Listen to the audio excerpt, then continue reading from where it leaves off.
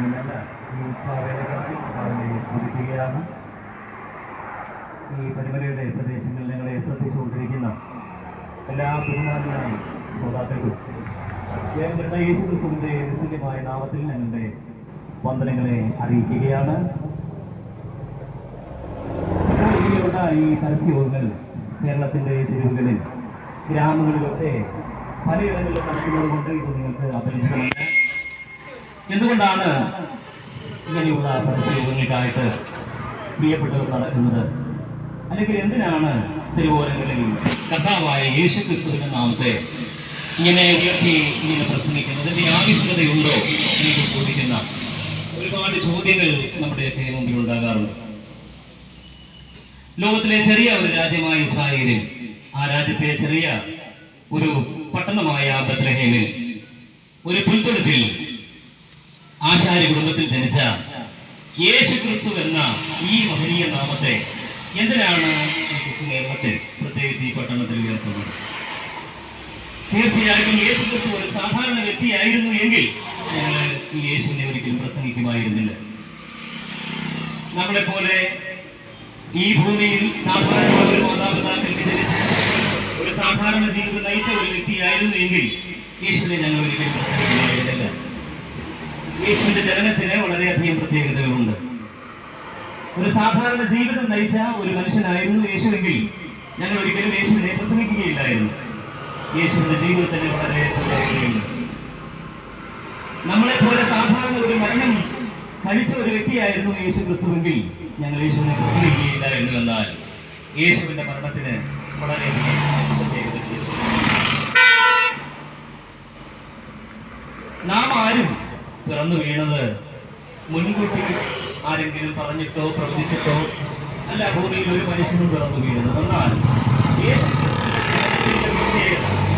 യേശു ക്രിസ്തു ജനിക്കുന്നതിന് ആയിരക്കണക്കിന് വർഷങ്ങൾക്ക് മുമ്പ്, മതങ്ങൾ ഉണ്ടാകുന്നതിന് മുമ്പേ, സംസ്കാരങ്ങൾ ഉണ്ടാകുന്നതിന് മുമ്പേ, വിവിധ ഭാഷകൾ ഉണ്ടാകുന്നതിന് മുമ്പേ യേശുവിന്റെ ജനനത്തെ പറ്റി പ്രവചിക്കപ്പെട്ട ഒരു പ്രവചനമുണ്ടായിരുന്നു.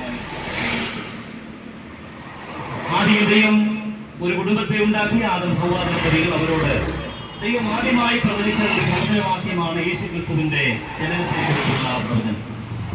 സ്ത്രീയുടെ സന്തതി ഈ ഭൂമിയിൽ പിറക്കും എന്നൊരു പ്രവചനമുണ്ടായി. യഹൂദ ചരിത്രം നമ്മൾ വായിച്ചാൽ യഹൂദ ചരിത്രത്തിൽ ഉടനീളം യേശുക്രിസ്തു ജനിക്കുന്നതിന് 700, 800, 600 വർഷങ്ങൾക്ക് മുമ്പേ പ്രവചിക്കപ്പെട്ട ഒരു ജീവിതമായിരുന്നു യേശുക്രിസ്തുവിന്റെ ജനനം എന്ന് പറയുന്നത്. യേശുക്രിസ്തു എവിടെ ജനിക്കും എന്ന് പ്രവചിക്കപ്പെട്ടിരുന്നു. ഇസ്രായേലിലെ ബത്ലഹേം എന്ന ചെറിയ ആ പട്ടണത്തിൽ യേശുക്രിസ്തു ജനിക്കുമെന്ന് യേശു ജനിക്കുന്നതിന് 700 വർഷം മുമ്പ് പ്രവചിക്കപ്പെട്ടു.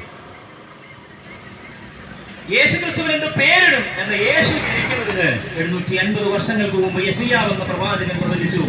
കന്യക ഗർഭിണിയായി മകനെ പ്രസവിക്കും, അവർ ഇമ്മാനുവേൽ എന്ന പേരിടും. യേശുവിന്റെ ജനനത്തിന് പേര് ഒരുപാട് പ്രത്യേകതകളുണ്ട്. യേശു ഒരു സാധാരണ മനുഷ്യനായിരുന്നില്ല. രണ്ടാമത്തെ കാര്യം, നമ്മൾ യേശുവിന്റെ ജീവിതം നമ്മൾ പഠിച്ചാൽ ഒരു സാധാരണ മനുഷ്യന്റെ ജീവിതമായിരുന്നില്ല യേശുവിന്റെ. യേശുവിന്റെ ജീവിതം മാതൃകയാക്കാവുന്ന ഒരു ജീവിതമാണ്. അതുകൊണ്ടാണ് ഞങ്ങൾ യേശുവിനെ പ്രസംഗിക്കുന്നത്. ലോകത്തിൽ അനേക ഉന്നതന്മാരുണ്ട്, ചരിത്രത്തെ മാറ്റിമറിച്ച അനേക സാമ്രാട്ടുകളുണ്ട്, അനേക സാഹിത്യകാരന്മാരുണ്ട്. പക്ഷേ എന്നാൽ യേശുവിന്റെ കുറ്റം ചെല്ലാൻ അവർക്ക് ആർക്കും കഴിഞ്ഞിട്ടില്ല. യേശുവിന്റെ ജീവിതം നമുക്കെല്ലാവർക്കും മാതൃകയാക്കാൻ കഴിയുന്ന ഒരു ജീവിതമാണ്. യേശുക്രിസ്തു 3.5 കൊല്ലം കൂടെ നടന്ന സന്തത സഹചാരിയായിരുന്ന ശിഷ്യഗണങ്ങൾ യേശുവിനെ കുറിച്ച് പറഞ്ഞ പദം ഇങ്ങനെയാണ്. യേശുവിന്റെ ജീവിതം കണ്ടിട്ട് പറഞ്ഞത് ഇങ്ങനെയാണ്: അവന്റെ വായിൽ വഞ്ചനയൊന്നും ഉണ്ടായിരുന്നില്ല, അവനൊരു ദോഷവും ചെയ്തില്ല, അവൻ ശകാരം കേട്ടിട്ട് പകരമാരെയും ശകാരിച്ചില്ല. യേശുവിന്റെ ജീവിതം നമുക്ക് മാതൃകയാക്കാൻ കഴിയുന്ന ഒരു ജീവിതമാണ്. അവൻ ആർക്കും ദോഷവും, യേശു ജനിക്കുന്നതിന് മുമ്പേ യേശുവിന്റെ ജീവിതം പ്രവചിക്കപ്പെട്ടിരുന്നു.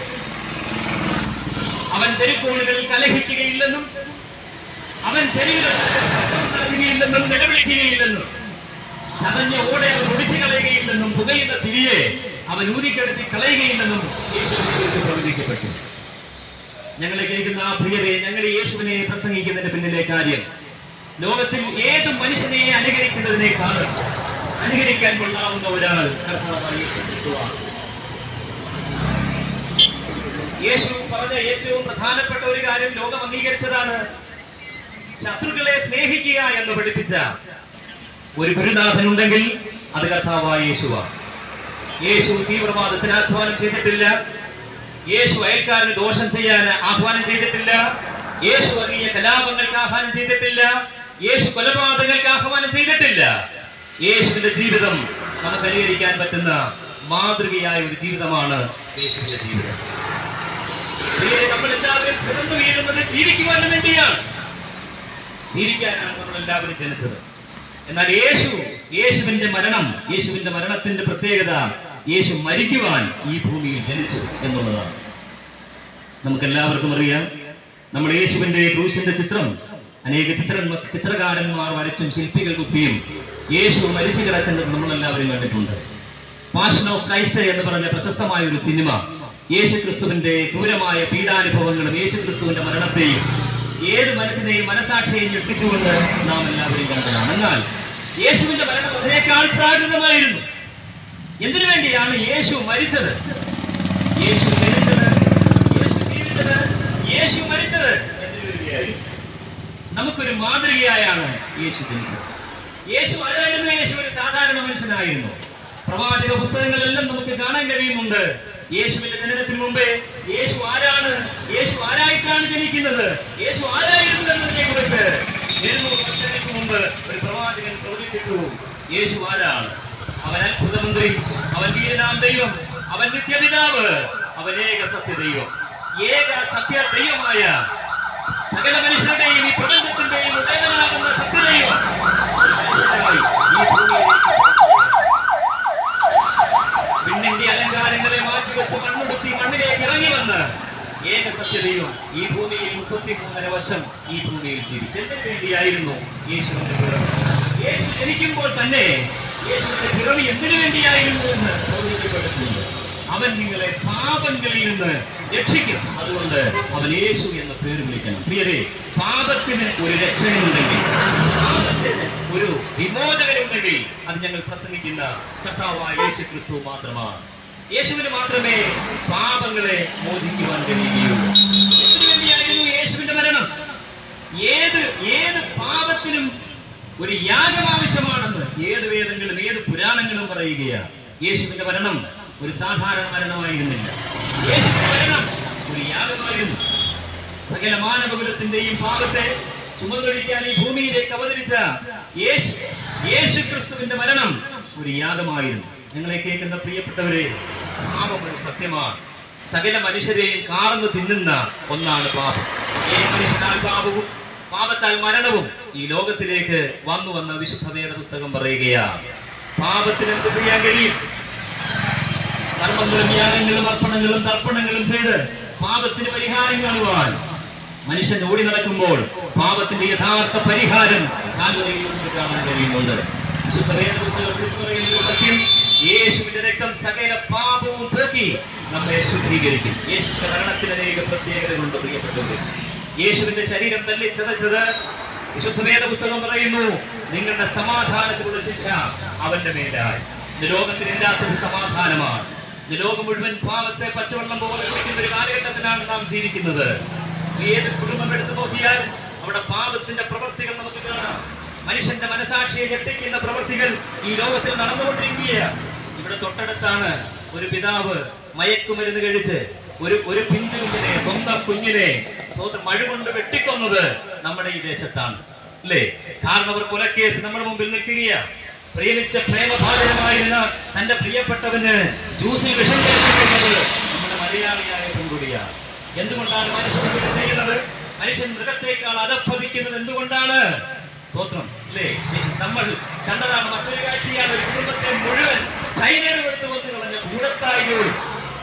ഇവരെല്ലാവരും നല്ല കുടുംബത്തിൽ ജനിച്ചവരായിരുന്നു. പക്ഷേ എന്നാൽ പാപം അവിടെയെല്ലാം കുടിയേറി. പാപം മനുഷ്യനെ ഒരു മൃഗത്തിന് തുല്യനാക്കി മാറ്റി.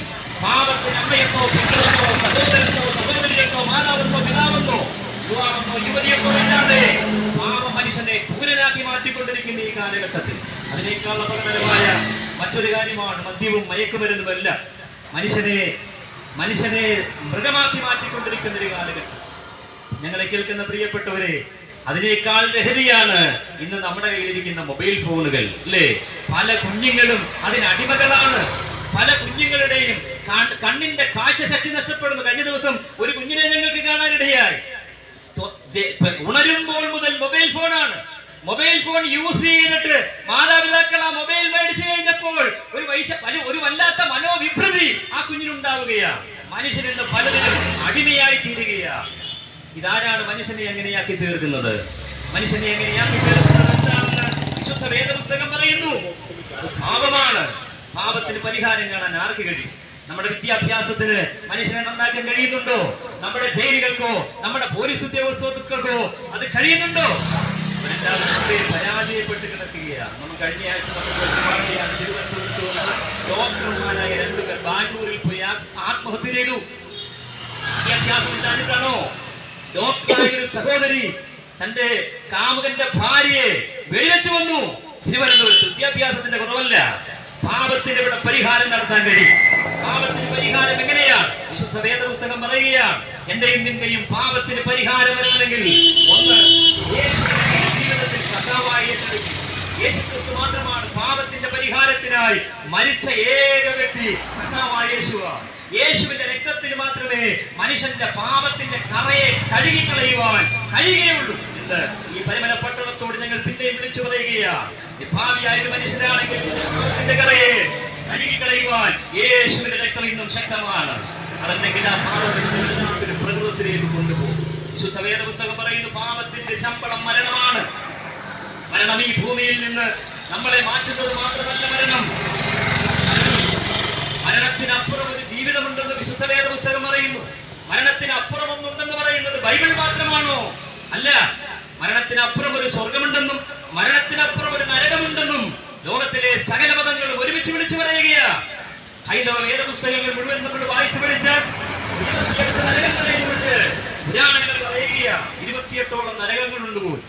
താമസം, അന്തതാമസം, രൗരവം, മഹാരൗരവം, അങ്ങനെ 28ഓളം നരകങ്ങളുണ്ട്. ഭൂമിയിൽ ഏറ്റവും കൂടുതൽ ക്രിസ്ത്യാനികൾ കഴിഞ്ഞാൽ ഏറ്റവും കൂടുതൽ മുസ്ലിങ്ങളാണല്ലോ. അവരാരാധിക്കുന്ന, അവർ പരിപാലനമായി കരുതുന്ന ഖുർആൻ വിളിച്ചു പറയുന്നു ജഹന്നമെന്നാണ് അഗാധമായ നരകത്തിന്റെ പേര്. അപ്പോൾ നരകമുണ്ട്, സ്വർഗമുണ്ട്. ഈ മരണത്തിനപ്പുറം മനുഷ്യൻ കടന്നു ചെന്ന് വെക്കേണ്ട ഒരു മണ്ഡലമുണ്ടെന്ന് ഏത് മതങ്ങളും വിളിച്ചു പറയുകയാണ്. ഞങ്ങളെ കേൾക്കുന്ന സഹോദര, ഞാനും നിങ്ങളും മരിക്കും. ചൂരൽ മല നമ്മുടെ മുമ്പിൽ ഒരടയാളമാണ്. അനേക സ്വപ്നങ്ങളുമായി ജീവിച്ച ഒരു കൂട്ടം മനുഷ്യർ, നമ്മുടെ സഹജീവികൾ, നമ്മുടെ അമ്മമാർ, നമ്മുടെ അപ്പന്മാർ, ഒറ്റ രാത്രി കൊണ്ട് കണ്ണിന്റെ മുമ്പിൽ മാഞ്ഞു പോയത് നമ്മൾ കണ്ടതാണ്. മരണം നിശ്ചയം. ഏത് മനുഷ്യനും സമയം നിശ്ചയമല്ല. മനുഷ്യരാണ് നമ്മുടെ കൺമുമ്പിൽ കാണുന്നത്. മരണത്തിന് ശേഷം നാം ഇവിടെ എത്തിച്ചേരും. വളരെ ഗൗരവമായി നമ്മൾ ചിന്തിക്കേണ്ട ഒരു വിഷയമാണ്. വിശുദ്ധ വേദപുസ്തകം പറയുകയാണ്, മരണം കഴിഞ്ഞ് രണ്ടു വഴിയിലൂടെ മനുഷ്യർ പോകേണ്ടി വരും. മരണത്തിന് ശേഷം രണ്ട് വഴിയിലേക്ക് മനുഷ്യർ തിരിയുകയാണ്. വിശുദ്ധ വേദപുസ്തകത്തിൽ മരണത്തെ രണ്ട് ഗ്രൂപ്പായി തിരിക്കുന്നു. നീതിമാന്മാരുടെ മരണവും നീതികെട്ടവരുടെ മരണമെന്ന് വിശുദ്ധ വേദപുസ്തകം പറയുന്നു. ഞങ്ങളെ കേൾക്കുന്ന നമ്മൾ ഭൂമിയിലായിരിക്കുമ്പോൾ എടുക്കേണ്ട ഏറ്റവും പ്രധാനപ്പെട്ട ഒരു തീരുമാനമാണ് നമ്മുടെ മരണാനന്തര ജീവിതത്തിന്റെ ഉറപ്പ് നമ്മൾ സ്ഥാപിക്കുക എന്നുള്ളത്. കർത്താവായ യേശുക്രിസ്തു ഈ ഭൂമിയിൽ നിന്ന് നമുക്ക് വേണ്ടി നമ്മുടെ പാപങ്ങളെ ചുമന്ന് കുരിശിൽ മരിച്ച് സാധാരണ ഒരു മനുഷ്യരെ പോലെ അവൻ മരിക്കുകയായിരുന്നില്ല. അവൻ മരിച്ച് ഉയർത്തെഴുന്നേറ്റു. യേശുവിനെ വ്യത്യസ്തനാക്കുന്നതും യേശുവിനെ പ്രസംഗിക്കാൻ നിങ്ങളെ പ്രചോദിപ്പിക്കുന്നതുമാണെന്ന ഏറ്റവും പ്രധാനപ്പെട്ട കാര്യം, യേശു ഉയർത്തെഴുന്നേറ്റു. ഭൂമിയിൽ അനേകം മരിച്ചിട്ടുണ്ട്. പക്ഷേ എന്നാൽ ഉയർത്തെഴുന്നേറ്റ് സ്വർഗത്തിലേക്ക് പോയ ഏക വ്യക്തി ഞങ്ങൾ പ്രസംഗിക്കുന്ന കർത്താവായ യേശു ക്രിസ്തുവാണ്. അതുകൊണ്ട് യേശു ഉയർത്തെഴുന്നേറ്റത് കൊണ്ടും യേശു സ്വർഗത്തിൽ കയറി പോയത് കൊണ്ടും യേശുവിന്റെ കാര്യത്തെ പറ്റി വ്യക്തമായി നമ്മളോട് സംസാരിക്കാൻ കഴിയും. യേശു ഇങ്ങനെയാണ് മരിച്ചുയർത്തെഴുന്നേറ്റ് പോകുമ്പോൾ തന്നെ ശിഷ്യന്മാരോട് പറഞ്ഞ പദം ഇതാണ്, എന്റെ പിതാവിന്റെ അടുക്കൽ അനേകം സ്ഥലങ്ങളുണ്ട്, ഇല്ലെങ്കിൽ ഞാൻ നിങ്ങളോട് പറയുമായിരുന്നു, വീണ്ടും വരും, നിങ്ങളെ എന്റെ അടുക്കൽ ചേർക്കും എന്ന് നമ്മുടെ കർത്താവായ യേശു ക്രിസ്തു നമ്മോട് അറിയിച്ചിട്ടുണ്ട്. വ്യത്യാസമില്ലാതെ യേശുവിനെ ആര് കൈക്കൊള്ളുന്നുവോ, പാപജീവിതത്തോട് ആര് വിട പറയുന്നു, യേശുവിനെ രക്ഷകരും ദൈവവുമായി ആര് അംഗീകരിക്കുന്നുവോ, അവരെ സ്വർഗീയ സ്വർഗീയ ഭവനത്തിന് ഓഹരിക്കാരാക്കാൻ കർത്താവായ യേശു ക്രിസ്തു വേഗം വരാൻ പോവുകയാ. ഈ സന്ദേശം, നിത്യമായ സന്ദേശം നിങ്ങളോട് വിളിച്ചറിയിക്കുവാനാണ് ദൈവം ഞങ്ങളെ ഈ പഠനത്തിന്റെ നടുവിലും ഞങ്ങളെ നിർത്തിയിരിക്കുന്നത്. ഇന്ന് ഞങ്ങളെ കേൾക്കുന്ന പ്രിയ ദൈവത്തിൽ മരണം പടിവാതിക്കൽ നിൽക്കുമ്പോൾ മരണത്തിനപ്പുറം നമ്മൾ ഇവിടെ കടന്നുവരും. നമ്മൾ ജീവിതത്തിൽ എടുക്കുന്ന തീരുമാനങ്ങൾ ജയമാണോ പരാജയമാണോ എന്ന് തീരുമാനിക്കുന്നത്. ഇന്ന് ഈ സമയത്ത് ഞങ്ങൾ നിങ്ങളെ ഉത്സാഹിപ്പിക്കുകയാണ്. നമ്മുടെ ജീവിതത്തിനപ്പുറം നമുക്കൊരു മരണമുണ്ട്. മരണത്തിനപ്പുറം നമ്മൾ എവിടെ ചെന്ന് ചേരും നമ്മുടെ തീരുമാനമാണ് ഏറ്റവും പ്രധാനപ്പെട്ട കാര്യം. നിത്യമായ നരകത്തിൽ നിന്ന് നമ്മളെ ഒഴിവാക്കി നിത്യമായ സ്വർഗ്ഗത്തിലേക്ക് നമ്മളെ കൊണ്ടുചെല്ലുവാൻ യേശു വിശ്വസ്തനാണ്. അതിന് നമ്മൾ എന്താണ് ചെയ്യേണ്ടത്? അവനെ കൈക്കൊണ്ട് അവന്റെ നാമത്തിൽ വിശ്വസിക്കുന്ന ഏവർക്കും ദൈവമക്കളായി തീരുവാൻ കർത്താവ് നമുക്ക് അനുവാദം തരികയാണ്. നമ്മൾ ദൈവ മക്കളായി തീരണം.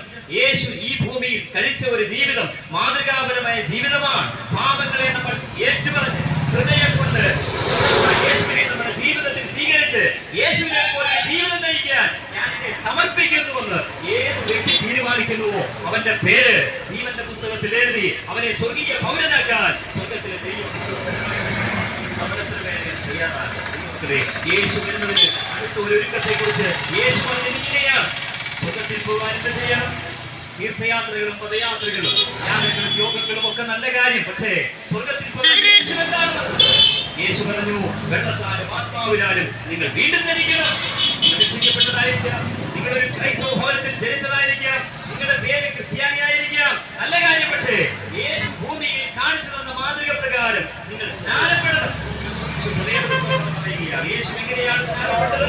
യോർദാനിലെ കനകപർവ്വതത്തിൽ പാപികൾ ഇറങ്ങി സ്നാനപ്പെടുന്ന സ്നാനക്കടലുകൾ ഇറങ്ങി യേശു ക്രിസ്തു മുഴുകൽ സ്നാനം പ്രാപിച്ചതുപോലെ ഭൂമിയിലുള്ള മനുഷ്യൻ സ്നാനപ്പെടണമെന്ന് യേശു പറയുകയാണ്. ഞങ്ങളെ കേൾക്കുന്ന പ്രിയപ്പെട്ടവരെ, നിങ്ങൾ രക്ഷിക്കപ്പെടണമെന്ന് യേശു ക്രിസ്തു ഞങ്ങളോട് പറഞ്ഞ ആജ്ഞ ഞങ്ങൾ നിങ്ങളോട് പറയുകയാണ്. നിങ്ങൾ രക്ഷിക്കപ്പെടണം, നിങ്ങൾ സ്നാനപ്പെടണം. പരിശുദ്ധാത്മാവിൽ ഒരു പുതിയ ജീവിതം നിങ്ങൾ നയിക്കാൻ തയ്യാറാണെങ്കിൽ വിശുദ്ധ വേദപുസ്തകത്തിന്റെ അടിസ്ഥാനത്തിൽ ഞങ്ങൾ ഉറപ്പിച്ചു പറയുകയാണ്, കർത്താവായ യേശുവിൽ വിശ്വസിക്കുക, നീയും നിന്റെ കുടുംബവും രക്ഷ പ്രാപിക്കും. ഇന്ന് പകരാരക്ഷയ്ക്കായി നിങ്ങളെ ആഹ്വാനം ചെയ്യുകയാണ്. നിത്യനരകത്തിൽ കടന്നുപോകാതെ പിതാവിന്റെ അടുക്കൽ നിത്യവാസ സ്ഥലങ്ങൾ ഒരുക്കി കർത്താവ് കടന്നു വരുമ്പോൾ കർത്താവിനോടൊപ്പം അടുത്തിയെഴുവാൻ നിങ്ങളെ ഉത്സാഹിപ്പിക്കുകയാണ്. എത്ര പേര് അതിനു വേണ്ടി ദൈവസന്നിധിയിൽ സമർപ്പിക്കും? പ്രിയരെ, സമാധാനമില്ലാതെ ഉഴന്നു നടക്കുന്ന ഒരു ജീവിതമാണ് നിങ്ങളുടേത്. പക്ഷേ എന്നാൽ നിങ്ങളുടെ ജീവിതത്തിൽ സമാധാനം തരാൻ യേശുവിന് കഴിയും. യേശുവിനെ കുറിച്ച് അവൻ പകർന്ന തൈലം പോലെയാണ്. അവന്റെ നാമം പകർന്ന തൈലം പോലെയാണ്. ഭൂമിക്ക് സൗരഭ്യം വരുത്തുന്ന ഏകനാമം യേശു ക്രിസ്തുവിന്റെ നാമമാണ്. പാപത്തിന്റെ ചീഞ്ഞടിയ നാറ്റം നിന്റെ ജീവിതത്തിൽ വമിക്കുന്നെങ്കിൽ നിന്റെ ജീവിതത്തെ സുഗന്ധമാക്കാൻ, നിന്റെ കുടുംബത്തിനകത്ത് സുഗന്ധം വരുത്താൻ ശാരോലിനെ പലനീർ പൂവായ യേശുവിനെ നിങ്ങളുടെ ഹൃദയത്തിലേക്ക് നിങ്ങൾ ജീവിതത്തിന് അർത്ഥമുണ്ടാകാൻ, അനർത്ഥങ്ങൾ വഴിമാറിപ്പോകുവാൻ, ശാപങ്ങൾ വഴിമാറിപ്പോകുവാൻ യേശു നിങ്ങളെ സഹായിക്കും. അവന്റെ രക്തം നിങ്ങൾക്ക് വേണ്ടി സംസാരിക്കും. അവന്റെ നാമം നിങ്ങൾക്ക് തുണയായിരിക്കും. ഈ ദിവസങ്ങളിൽ ഈ ഞങ്ങളുടെ ഈ വചനം കേൾക്കുന്ന പ്രിയപ്പെട്ടവരെ, യേശുവിനെ രക്ഷിതാവായി സ്വീകരിച്ച് ഒരു പുതുജീവിതം നയിക്കുവാൻ നിങ്ങളെ ആഹ്വാനം ചെയ്യുവാൻ ഞാൻ എന്റെ വാക്കുകൾ നിർത്തുന്നു. കർത്താവ് അനുഗ്രഹിക്കുമാറാകട്ടെ.